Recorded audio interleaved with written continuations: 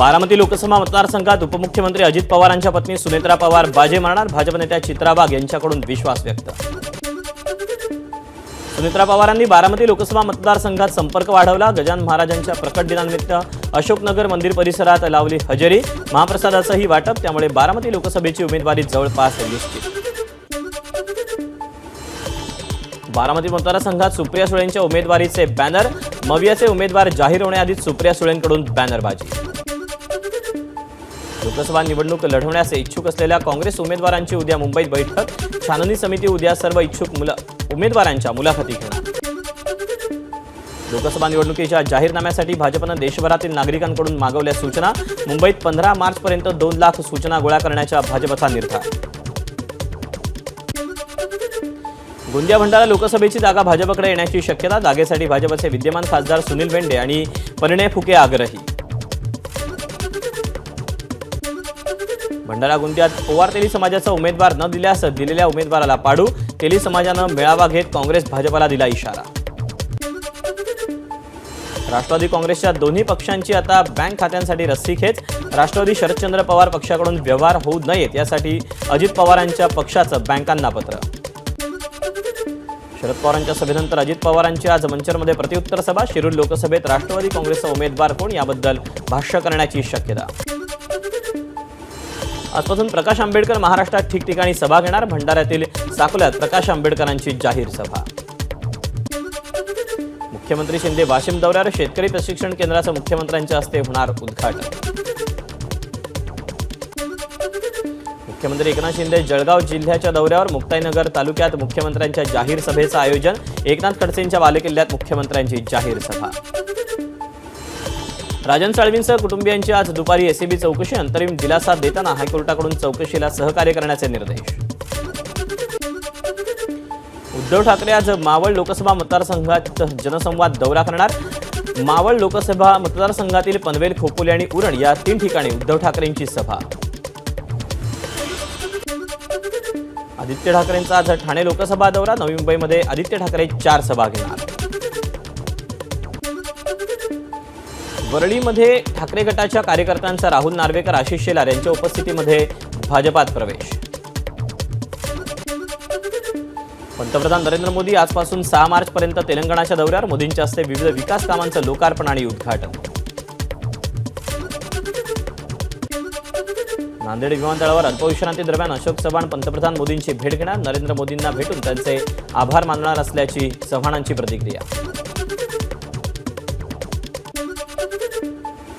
अब की बार भाजप तडीपार. उद्धव ठाकरेंची घोषणा. तर भाजप 400हून अधिक जागा त्यांच्या येतात कशा ते पाहू. ठाकरेंचं मोदींना आव्हान. गेल्या 10 वर्षात केवळ योजनांचं नामांतर. मोदींच्या भूलथापांना आम्हीही बळी पडलो. आता जुमल्याचं नावही गॅरंटी. ठाकरेंचा मोदींना टोला. केजरीवाल यांचं ईडीच्या समन्सला उत्तर. ईडीच्या प्रश्नांना उत्तर देण्यासाठी केजरीवाल यांनी मागितली 12 मार्चपर्यंतची मुदत. नागपुरात भाजयुमोतर्फे नमो युवा राष्ट्रीय संमेलन. आता नड्डांऐवजी स्मृती इराणी भाजयुमोच्या संमेलनाला संबोधित करणार.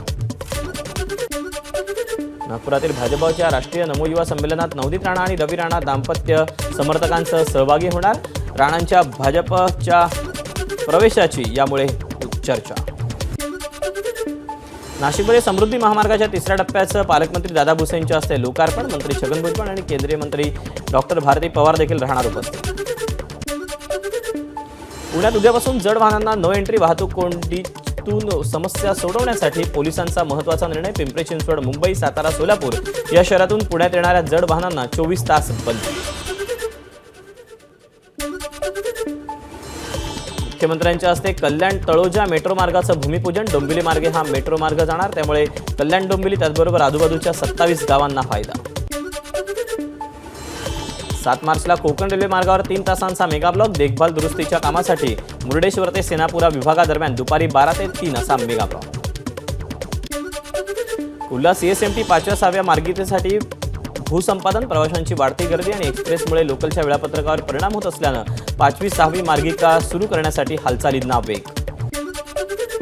फेब्रुवारी महिन्यात पुणे रेल्वे स्टेशनवर 22,000हून अधिक फुकट्या प्रवाशांवर दंडात्मक कारवाई. विना तिकीट प्रवास करणाऱ्यांकडून दररोज सरासरी 6 लाखांच्या दंडाची रक्कम वसूल.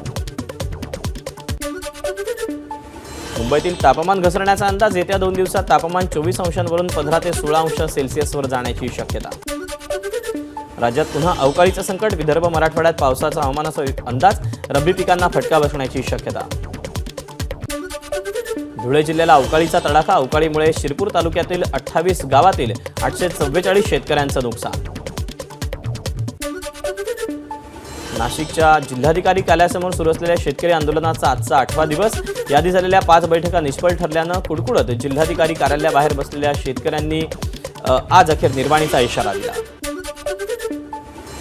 जरांगेंची स्क्रिप्ट. शरद पवारांची. जरांगे असेच बडबडत राहिले तर समाजच त्यांना जागा दाखवेल. आमदार प्रसाद लाड यांची जरांगेंवर टीका.